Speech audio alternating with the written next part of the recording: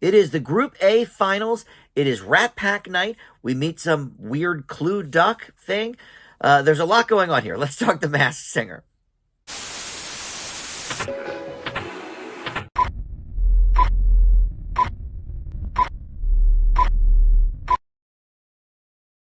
Hey guys, Dan here. This is Dan Reviews It. Welcome to my recap and reaction video for The Masked Singer. We are in season 13. This is episode 3, also known as the Group A Finals, also known as Rat Pack Night. And unlike previous seasons, I think what we're going to have here is 2 contestants from each group in the finals.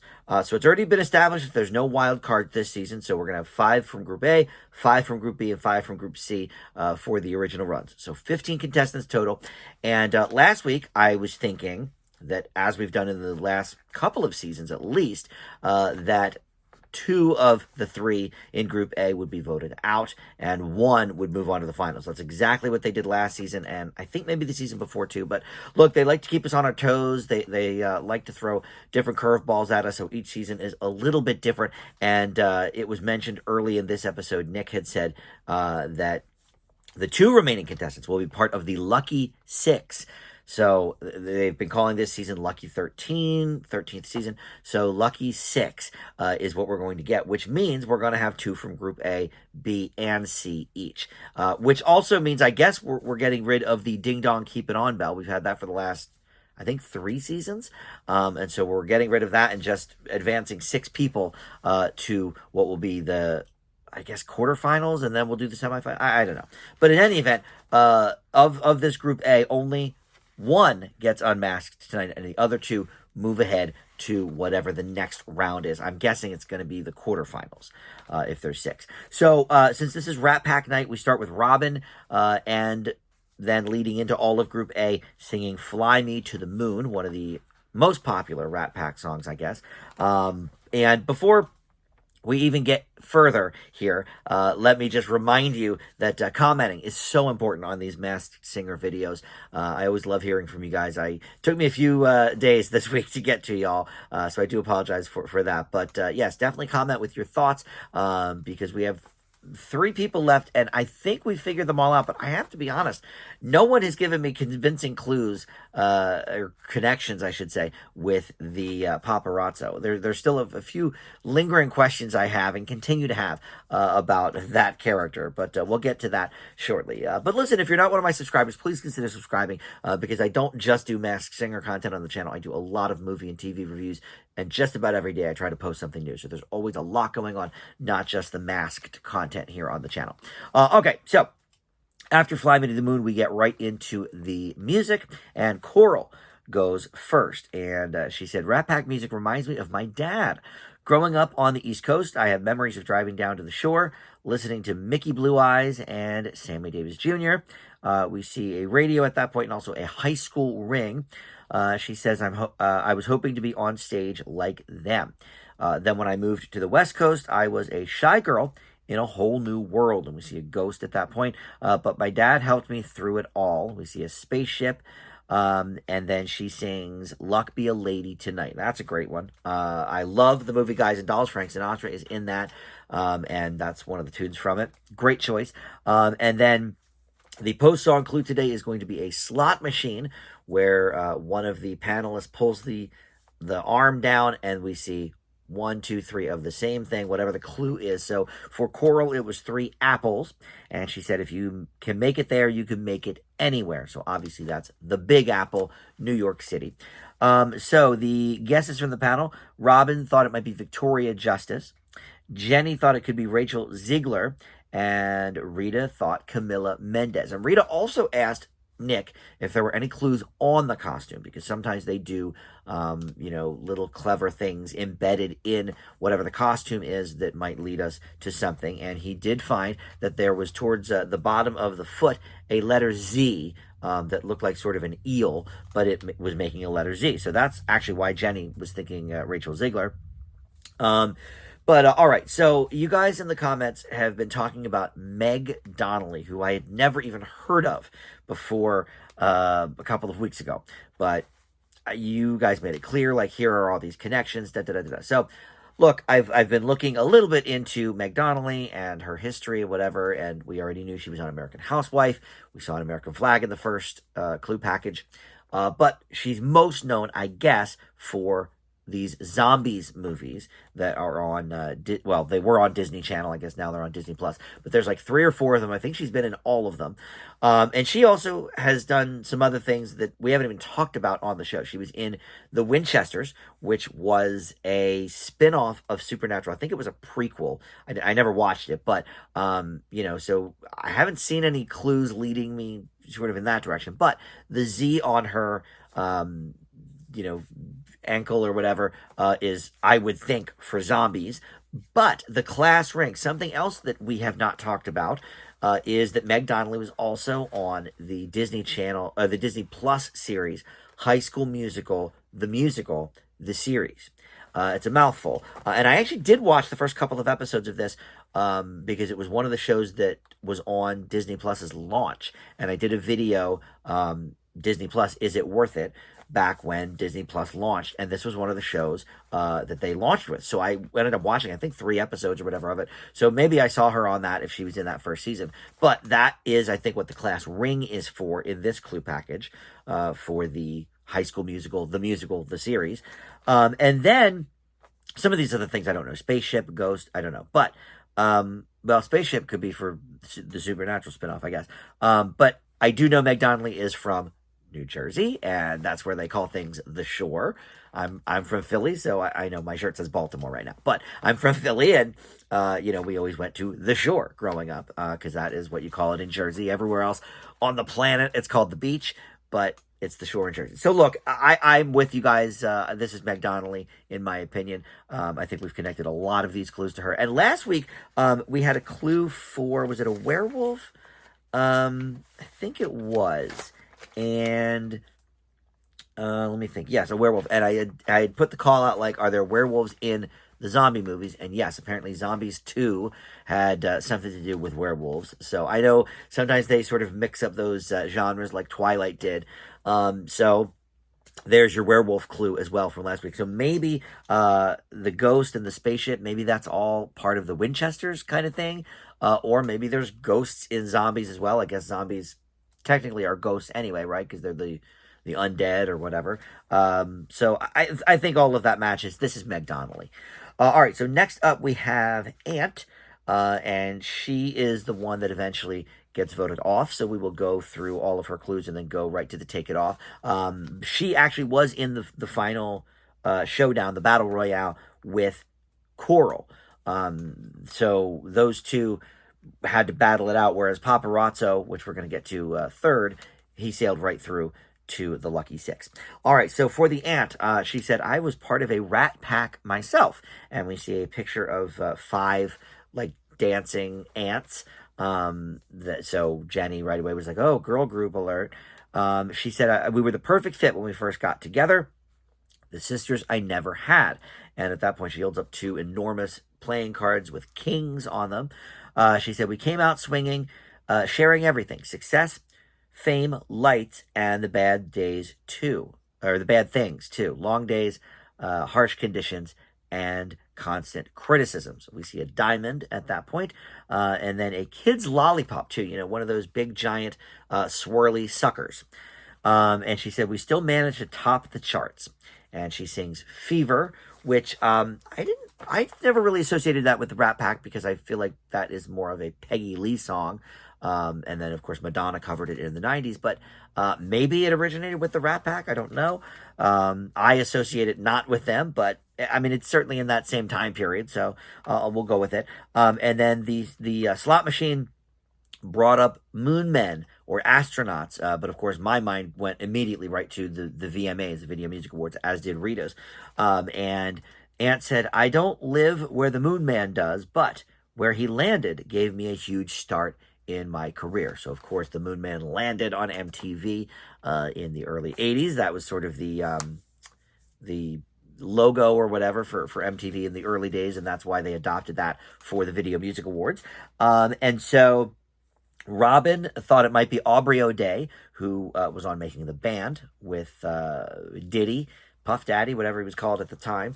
And obviously she's spoken about her, abusive management and relationships with people in her life in the industry. There's your Puffy, I think. And then Ken was thinking Mel B, and Rita thought it might be her good friend Charlie XCX. Look, I think these panelists have to keep in mind people on their like rocket ride to success are not doing this show. I mean, Charlie XCX, hosted SNL earlier this year. I mean, she is on a rocket ride to success. No pun intended with the Moon Man thing, but she's not going to do this show at this point. It's like when Ken said Sabrina Carpenter last week. Dude, Sabrina Carpenter is one of the hottest people around right now. She's not doing this stupid show. I can guarantee you that. So those were the guesses from the panel. And then the Battle Royale, so we'll skip over Paparazzo for a second. So the Battle Royale, they sang My Way back and forth. And I will say that though they both did a good job, I do think Coral probably deserved to go forward from those two performances. So at that point, we're going to send Ant home and get the final guesses. But first, we have to get the clue case, which is something new for this season, where right before the person gets eliminated, we see another clue to help the panel out. And this said world record. It was a picture of a record album, and it said world record on it. And Nick said, hey, can you fill us in? And she goes, well, I don't know. There's too many. So somebody with maybe several world records, I don't know. But then we also had this weird duck come out, Detective Lucky Duck, and he said he was going to give us clues throughout the season. I'm guessing maybe just for these final episodes, the Group A finals, Group B finals, whatever, because we haven't seen him yet. This is the first time we've seen Detective Lucky Duck. Nobody seemed to know what was happening, and I don't know.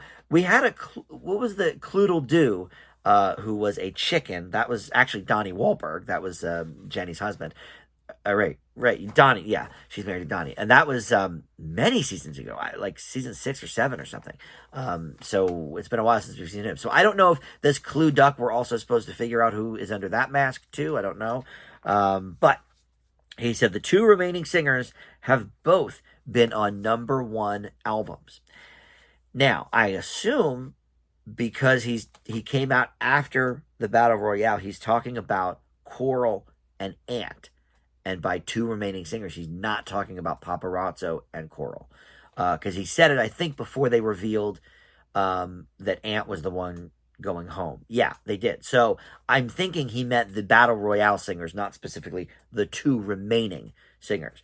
But that would make sense because Coral, if it's Meg Donnelly, the Zombies soundtrack album, the first one, was #1 on the Kids LP charts. And then we know Ant, if it is Aubrey O'Day, has been on several #1 albums with Danity Kane. In fact, that is where the world record comes from, too. So we'll get to that. But first, the final guesses from the panel. Rita stuck with Charlie XCX. Ken stuck with Mel B. Jenny said Evan Rachel Wood, who I think she maybe mentioned last week, which makes sense. She had, like the Marilyn Manson stuff in terms of her, abuse in the industry. But then Robin stuck with his guess of Aubrey O'Day. He mentioned Danity Kane. He mentioned the Making the Band. He did not mention by name Diddy, which Fox probably instructed him not to. Hey, this is a family show. Let's not actually talk about Diddy right now. So, but he did say Making the Band, and he said, she suffered some abuse and all of this.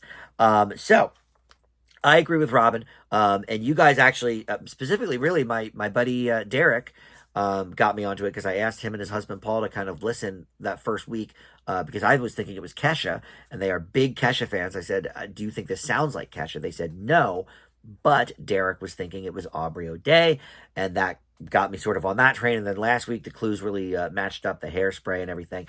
But here is my matchup for this. So I don't know what the two kings are, to be honest, but I don't know what actually any of this is. The Kids Lollipop, I don't know. But the thing she said about, forming the band and the sisterhood and all of that makes sense. But specifically the world record. So Danity Kane actually is the first girl group to have their first 2 albums debut at #1. So she does or she is part of a world record. I don't know if she specifically holds it, but Danity Kane as a group holds that world record. So that is a possibility. But look, I think all of these clues match up for her. It's not Kesha. We know that, I think, at this point. So let's go to the Take It Off and see if I am 3 for 3 so far this season, and if this is indeed Aubrey O'Day. Let's check it out.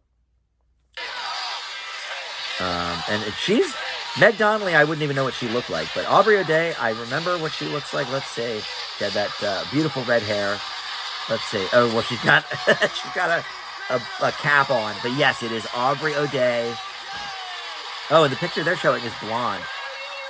I remember her really from The Apprentice, because I didn't see Making the Band, but I used to watch Celebrity Apprentice, and regret that very much now. But she had red hair in that, so I guess that's what I remind her, or I remember her with.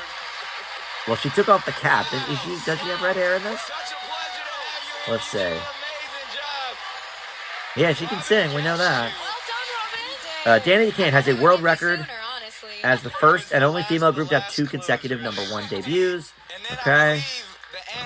Actually had a cane for Danity Kane. Oh, the ant had a cane to represent Danity Kane. Wow, they really are clever with these costumes. It's been a year, Nick. Yes, it has. And for you to come out here and display us with all of these amazing performances, right? He asked her why she wanted to do the show, and she said, well, it's been a year. Yeah, I mean, this was the year that everything broke big with Diddy. How did it feel to share here with all your fans and everybody that was enjoying you? Oh, wow. I just feel truly grateful to just be among so many beautiful She does have red hair. Such wonderful judges. Aw, you guys are such a that's positive, nice. loving Yeah. group. And All right.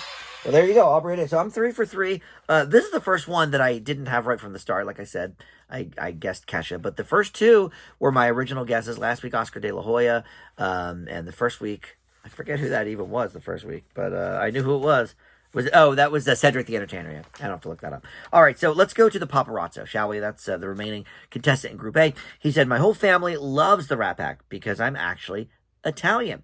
And when my grandparents came over from the old country, the OC, they focused on American life. We see a sailboat there. He says they were learning English and assimilating. But 2 generations later, agencies couldn't pronounce my last name. We see a drum kit at that point. He says, but I always clung to my heritage, even if people didn't know, since I changed my name. We saw mistletoe. We saw an American flag there. And then he sings, That's Amore. I mean, talk about the classic Italian Rat Pack song. And the slot machine gave us Frankenstein. He said, monsters under the bed are scary, but on screen, not so bad. So maybe this is somebody that was in a monster movie or something like that. The guests from the panel, Robin thought it might be Cole Sprouse. Ken's horrible guess was Michael Cera. And then Jenny was between 2. She thought maybe it could be Henry Thomas from E.T. And then she thought, well, maybe Joey Lawrence. But wait, we've had Joey Lawrence on. He was the Walrus. I think that was season 8 or 9, which is interesting that they haven't given us any Walrus clues. But then she said, well, Joey Lawrence does have 2 brothers, Matthew and Andrew. So what if this is Matthew Lawrence? Well, that's what you guys have been saying since really week 1. My guess was not Matthew Lawrence. It was Macaulay Culkin. And since then, you guys have sort of browbeat me in the comments. No, this is Matthew Lawrence. It's Matthew Lawrence. But here's my problem with that. And I'm still going to go with it because I don't really have anything better. But my problem with it is not one person has been able to convincingly give me a Chris Farley match. We had that clip that, it was a picture, not a video clip, but a picture of Adam Sandler, Chris Farley, and Jim Carrey in that first week. And you guys told me that one of the Lawrence brothers was in Ace Ventura 2. I don't even think it was Matthew. I think it was Andrew, but whatever. That's at least a tenuous connection. Then for Adam Sandler, you had Matthew Lawrence was in The Hot Chick, which was a Rob Schneider movie, but Adam Sandler, I guess, had a cameo in it from what y'all said. I have not seen the movie. I don't think Rob Schneider is funny, so I never watched that one. But apparently Adam Sandler had a cameo. Obviously, they're friends. Schneider is in a lot of Sandler movies. So, all right, that one is also a little bit of a stretch, but a stretch enough for the show. But Chris Farley, there's not been any convincing anything for Chris Farley.